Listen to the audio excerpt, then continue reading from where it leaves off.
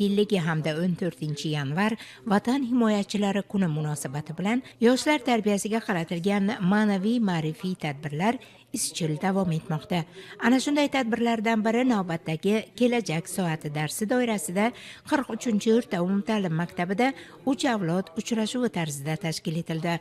Tadbirda maktabning 10-11 sinf o'quvchilari, Buxoro shahar ma'naviyat va ma'rifat bo'limi vakillari, Nuroniylar kengashi a'zolari, faxriy harbiylar hamda baynalminal jangchi faxriylari uyushmasi vakillari ishtirok etdilar. Uchrashuvning asosiy maqsadi yosh avlodni vatanparvarlik, mardlik va jasorat ruhida tarbiyalash, ularga hayotiy tajriba va ibratli saboqlar berishdan iborat bo'ldi. Tadbirning dastlabki qismi sinf xonalarida o'tkazildi. Unda mehmonlar o'z hayot yo'li, xizmat faoliyati, vatan himoyasi yo'lida kechgan mashaqqatli biroq sharafli kunlar haqida so'zlab berishdi.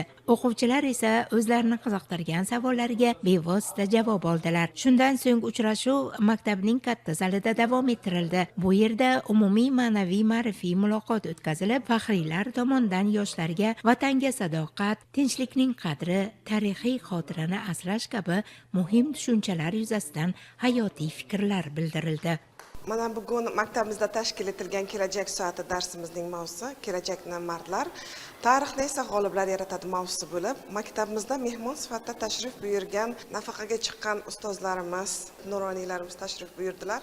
Bugungi tadbirimizni qilishimizdan maqsadimiz o'quvchilarimizga vatanga bo'lgan muhabbatni oshirish hamda vatanni himoya qilish asosiy burch ekanliklarini aytib o'tish edi. Tadbir davomida o'quvchilarning faolligi alohida e'tirof etildi.